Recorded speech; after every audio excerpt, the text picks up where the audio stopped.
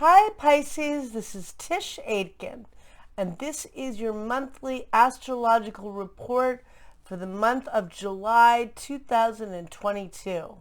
If you could please subscribe to my channel, I would really appreciate it. You begin the month in a Neptune haze because Neptune, which represents dreams and empathy and compassion and imagination, as well as illusion, delusion, fantasy, deception, and self-undoing, retrograded in your sign at 25 degrees of the mutable water sign of Pisces on June 28th. Neptune is the modern ruler of your sign.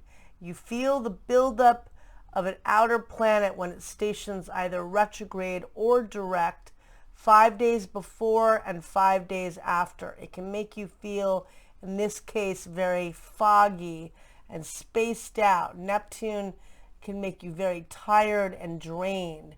I'd say that Pisces is the most psychic and intuitive of the signs, and so you might be having really strong, vivid dreams, very strong messages in music or in other ways that are coming to you. Pay attention to the messages that you're receiving now. And if you need more rest, Neptune does represent dreams and sleep. Get enough rest. Take good care of yourself and restore your energy. And there are also 4 points transiting in the cardinal fire sign of Aries. Jupiter, the grand benefic and the luckiest planet, entered the cardinal fire sign of Aries on May 10th, transiting in your house of money, income, and what you value.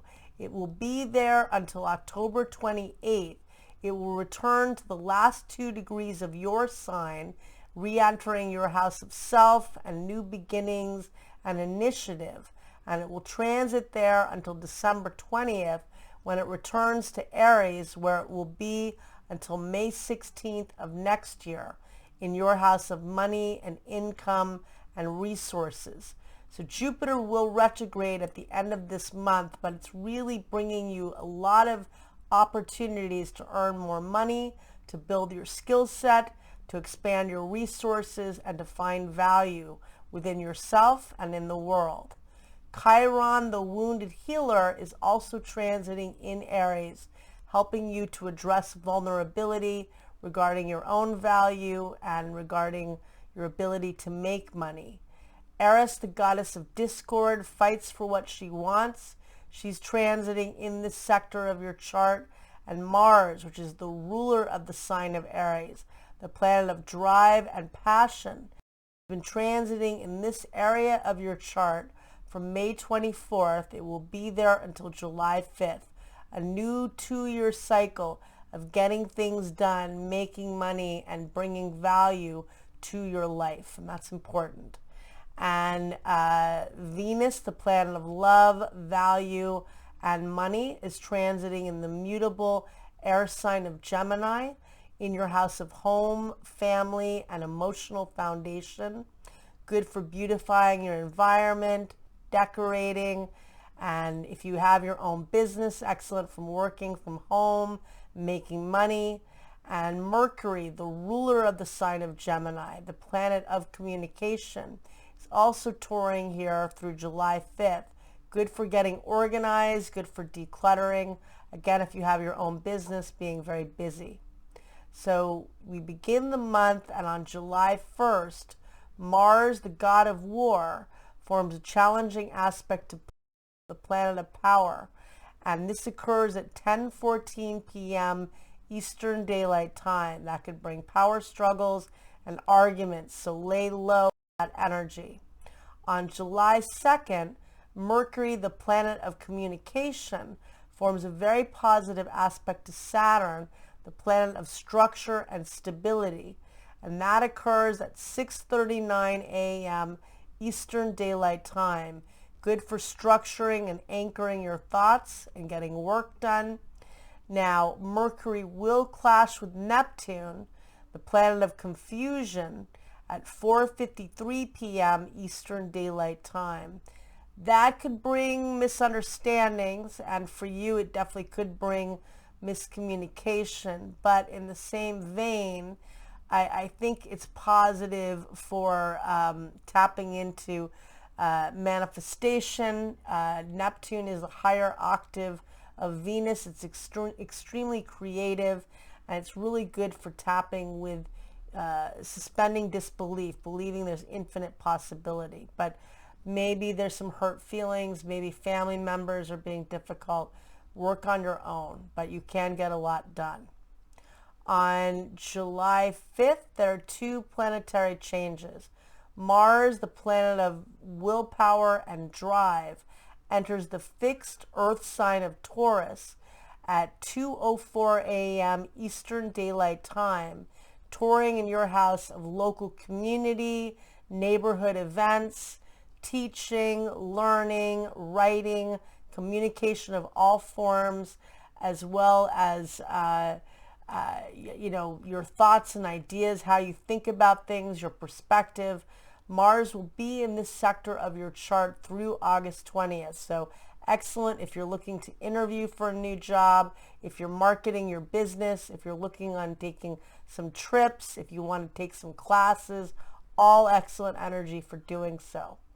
Mercury, the planet of communication, changes signs and enters the Cardinal water sign of Cancer at 2:25 a.m. Eastern Daylight Time, where it will be until July 19th. And it's transiting in your house of romance and fun and creativity.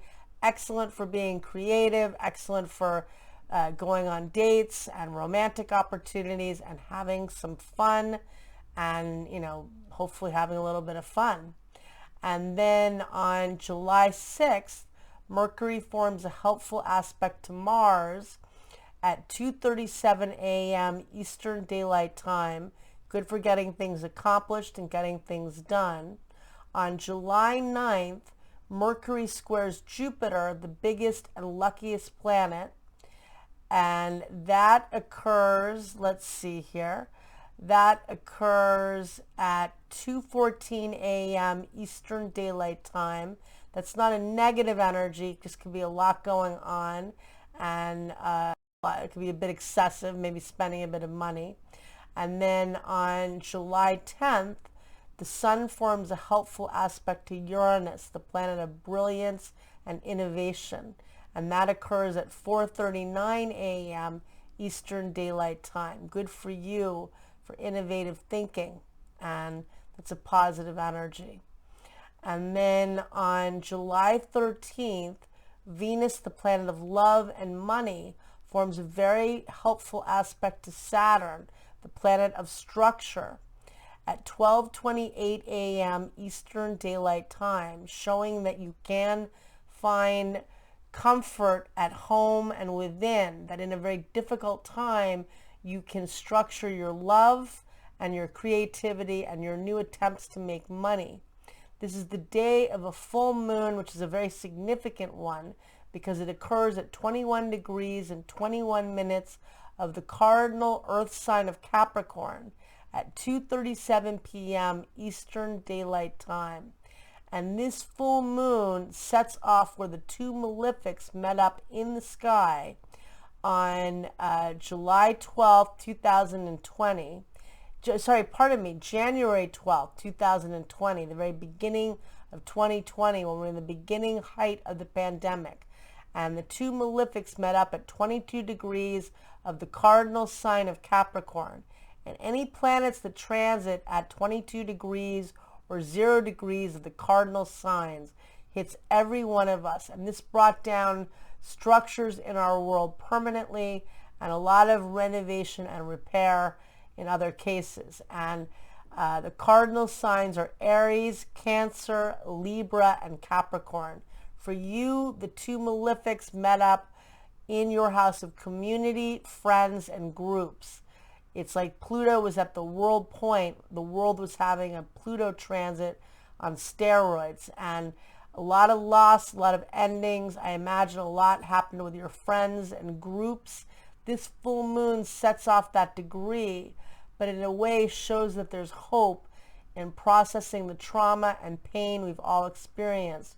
Venus in harmony with Saturn shows that there is structure available to us, that we can anchor our love and our happiness. On the same day, the full moon, Mercury forms a helpful aspect to Uranus, the planet of the ingenious, and this occurs at 8:17 p.m. Eastern Daylight Time. Innovative solutions as we repair and heal a very wounded and pained world, you know. And then on July 14th, Venus, the planet of love and value, forms a challenging aspect to Neptune at 1:24 a.m. Eastern Daylight Time. That can bring confusion or disappointment with relationships or financial situations, but it's excellent for doing manifesting and creative work if possible. And then on July 17th, there's a lot to work with. Mercury forms a beautiful aspect to Neptune, the planet of imagination and dreams. And that occurs at 3:52 a.m. Eastern Daylight Time. You can magnetize the dream through your thinking, through suspension of disbelief. The Sun forms a beautiful aspect to Neptune at 6:55 p.m. Eastern Daylight Time. You can be the attractor. You can manifest through just your being and through how you act in life. And then let's see, Venus, the planet of love, value, and money, changes signs and enters the Cardinal water sign of Cancer at 9:32 p.m. Eastern Daylight Time, where it will be until August 11th, transiting in your house of romance, love affairs, and that's the heart chakra. Really good for your love life, your romantic life, and your creative life, having some fun too. And then on August 18th, Mercury forms an opposition to Pluto, the planet of power, at 3:01 a.m. Eastern Daylight Time. That could bring power struggles and conflict with friends conceivably. And then let's see here, on August 19th, Mercury changes signs and enters the fixed fire sign of Leo at 8:35 a.m. Eastern Daylight Time, where it will be through August 4th in your house of work and health and daily routine, being very busy and organized in your habits.